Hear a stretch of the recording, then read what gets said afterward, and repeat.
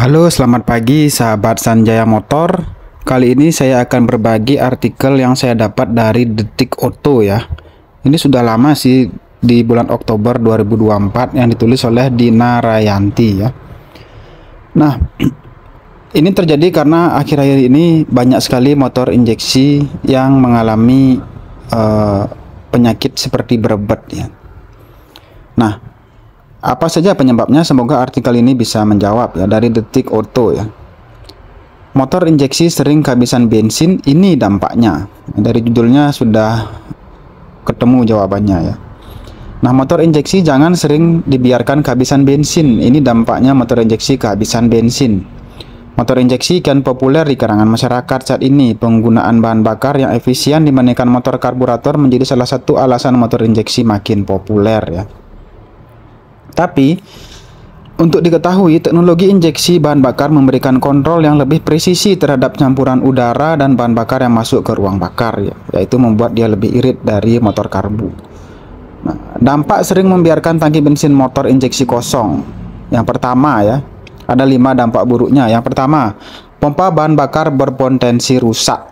Ya, pertama, pompa bahan bakar Anda bisa rusak ya.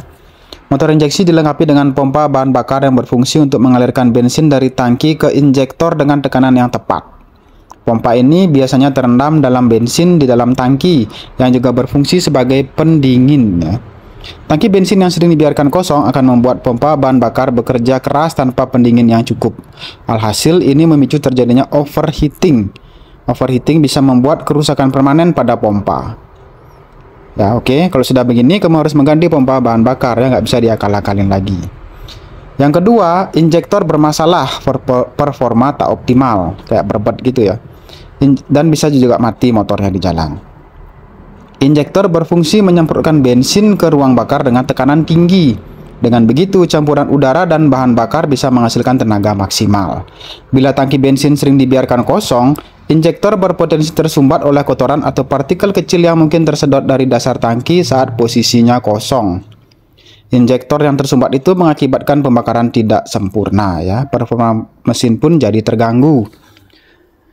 Oke, yang ketiga, risiko kavitasi pada pompa bahan bakar ya. Kavitasi adalah fenomena di mana gelembung-gelembung udara terbentuk dalam cairan yang sedang dipompa. Gelembung-gelembung ini kemudian pecah dengan kekuatan yang cukup besar, merusak komponen-komponen di sekitarnya. Dalam konteks motor injeksi, jika tangki bensin sering kosong atau hampir habis, udara bisa masuk ke dalam sistem bahan bakar, menyebabkan kavitasi pada pompa bahan bakar. Kavitasi ini dapat merusak bagian dalam pompa, mengurangi efisiensi pengaliran bahan bakar dan akhirnya menyebabkan kegagalan pompa. Yang keempat, mesin rusak. Pada tangki bensin yang hampir kosong akan ada ruang tersisa dan berisi udara. Udara di dalam tangki itu bisa menimbulkan embun sehingga menghasilkan tetesan air dalam tangki. Air itu bila tercampur dengan sistem bahan bakar bisa menimbulkan masalah saat pembakaran dan merusak komponen mesin. Selain merusak mesin, korosi pada tangki juga tak terhindarkan ya, bisa karat tangkinya ya. Yang kelima, yang terakhir, sistem bahan bakar lebih cepat aus. Jika keseringan membiarkan tangki kosong akan berdampak pada sistem bahan bakar dalam jangka panjang. Sistem bahan bakar yang sering terpapar kotoran, udara dan air akan lebih cepat mengalami keausan dan kerusakan. Komponen seperti filter bahan bakar, regulator tekanan dan injektor akan memerlukan perawatan dan penggantian yang lebih sering ya. Jadi ketika motor Anda mengalami hambatan, itu bukanlah semata-mata kesalahan dari pabrik ya. Karena pabrik sudah melakukan berbagai riset dan penelitian untuk mengeluarkan sebuah sepeda motor.